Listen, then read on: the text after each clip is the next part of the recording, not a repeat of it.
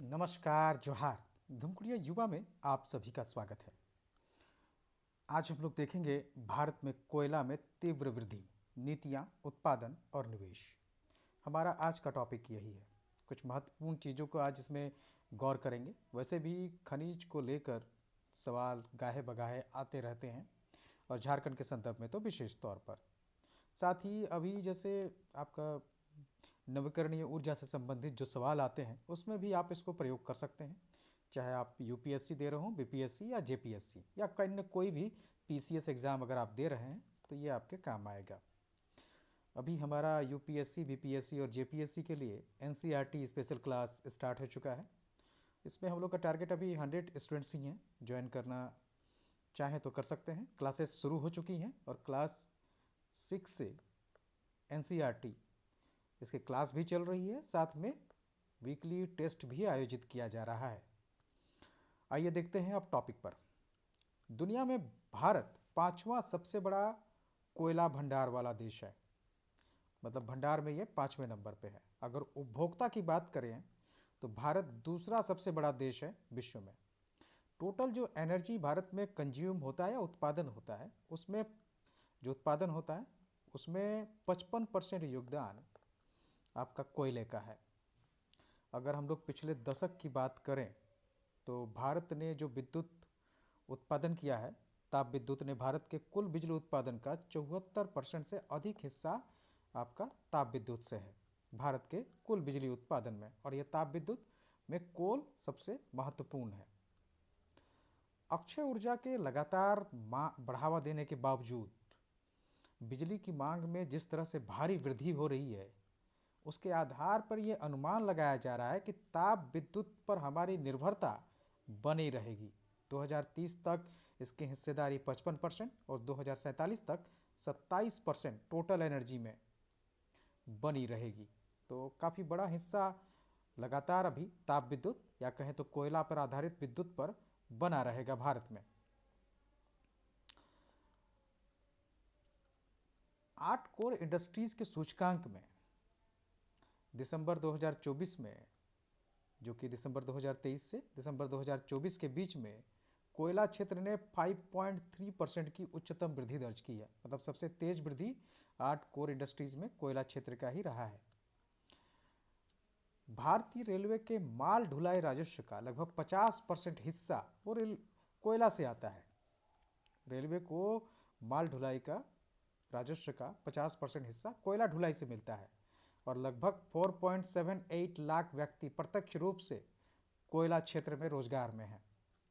अगर उत्पादन की बात करें तो 2014-15 में भारत में कोयला उत्पादन 609.18 मिलियन टन था, जो कि 63% बढ़कर 997.82 मिलियन टन हो गया। करीब करीब ये 63% की वृद्धि देखी गई 10 साल में। 11.71%, ये वृद्धि 11.71% है। कोल इंडिया लिमिटेड अभी भी प्रमुख उत्पादक है कोयला का देश में। इससे राज्य सरकारों को भी लाभ हो रहा है। कोयला राजस्व की अगर बात करें तो राज्य सरकार को मोटा लाभ हो रहा है।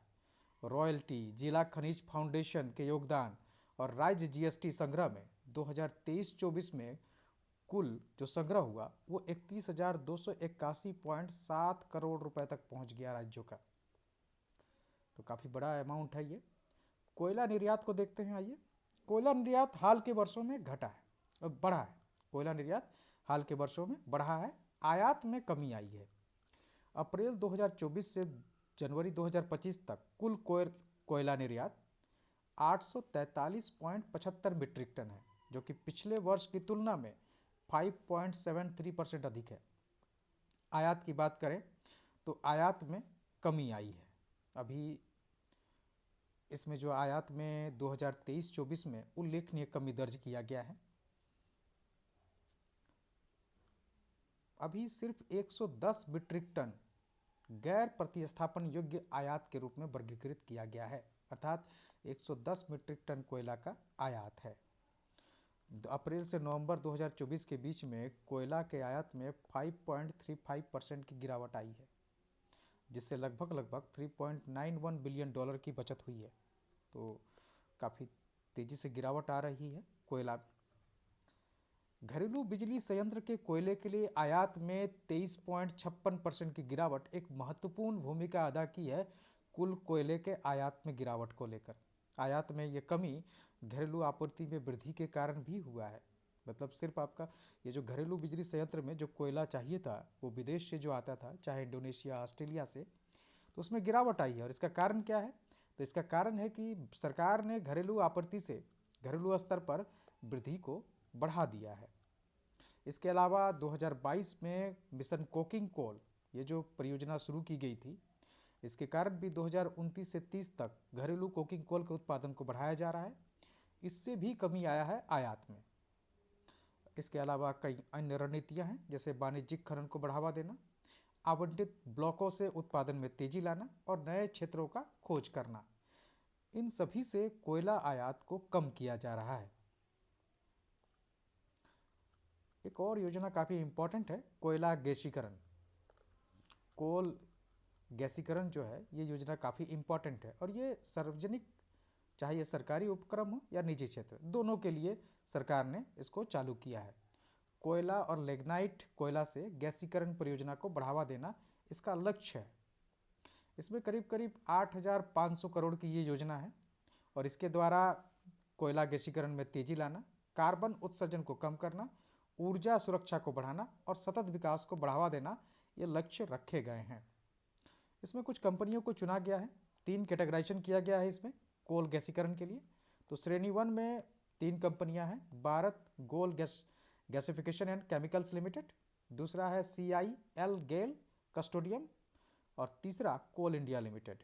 तो ये 3 कंपनियां हैं। श्रेणी 3 में एक कंपनी है new era cleantech solution private limited और श्रेणी 2 में Jindal steel and power limited, new era cleantech solution private limited और ग्रेटा एनर्जी लिमिटेड। इन दोनों को कोयला गैसीकरण के लिए श्रेणी 2 में रखा गया है। 3 कैटेगराइजेशन किया गया है सरकार द्वारा कोयला गैसीकरण परियोजना के लिए। आपूर्ति श्रृंखला को कोयला को लगातार बढ़ावा दिया जा रहा है। इसके लिए एक अंतर मंत्रालय समिति रेलवे तथा बिजली क्षेत्र के हितधारकों के साथ समन्वय बैठक सहित मजबूत संस्थागत तंत्र स्थापित करने के लिए समिति का गठन किया गया है। अभी थर्मल पावर प्लांट्स में कोयले का स्टॉक 49 मीट्रिक टन है, जो कि 21 दिन के लिए पर्याप्त है। आपूर्ति दक्षता को बढ़ाया गया है। इसके लिए फर्स्ट माइल कनेक्टिविटी जैसी पहल शुरू की गई है। इसके अलावा रेल सी रेल RSR मोड पर कोयला के आवाजाही को 2022 से 24 के बीच दोगुना कर दिया गया है। कोयला मंत्रालय में अगर हम लोग बात करें कि आखिर कितने कार्यबल इसमें काम कर रहे हैं, तो कोल इंडिया लिमिटेड में 3,30,318 कर्मचारी हैं। सिंगरेनी कोयलरीज कंपनी लिमिटेड में 40,893 हैं। NLC इंडिया लिमिटेड में 20,811 हैं। तो काफ़ी बड़ी मात्रा में कर्मचारी या रोजगार कहें तो कोयला क्षेत्र दे रहा है। और अभी वर्तमान में कोयला मंत्रालय कोयला के नए खोजों या लिग्नाइट की नई खोज, रिसर्च एंड डेवलपमेंट, संरक्षण, सुरक्षा और बुनियादी ढांचे के विकास, इन तीनों विषयों से संबंधित योजनाओं को प्राथमिकता पर देकर चला रही है। नो डाउट वर्तमान में कोयला क्षेत्र बहुत तेज़ी से विकसित हो रहा है और कोयला क्षेत्र को विकसित करना इसलिए भी ज़रूरी है क्योंकि भारत को अगर तेज़ विकास चाहिए तो इसको एनर्जी चाहिए होगा और एनर्जी के लिए कोयला भारत के लिए सबसे मुफीद है क्योंकि भारत में कोयला का विशाल भंडार है और अभी नवीकरणीय ऊर्जा को उस तेज़ी से बढ़ावा नहीं मिल सकता है क्योंकि उसमें काफ़ी इन्वेस्टमेंट की ज़रूरत है, काफ़ी पैसे की ज़रूरत है। तो जब तक भारत तेज़ी से विकास नहीं करता, साथ साथ में दोनों का विकास, नवीकरणीय ऊर्जा क्षेत्र का विकास भी हो रहा है और कोयले क्षेत्र के द्वारा जो आपूर्ति नहीं मिल पा रही या कहें तो जो बड़े पैमाने पर एनर्जी चाहिए उसका उत्पादन कोयला के सहारे किया जा रहा है। तो कोयला हमारे लिए अभी बहुत आवश्यक है ताकि जिस शक्ति के द्वारा इकोनॉमी संचालित होती है वो शक्ति प्राप्त हो। धन्यवाद।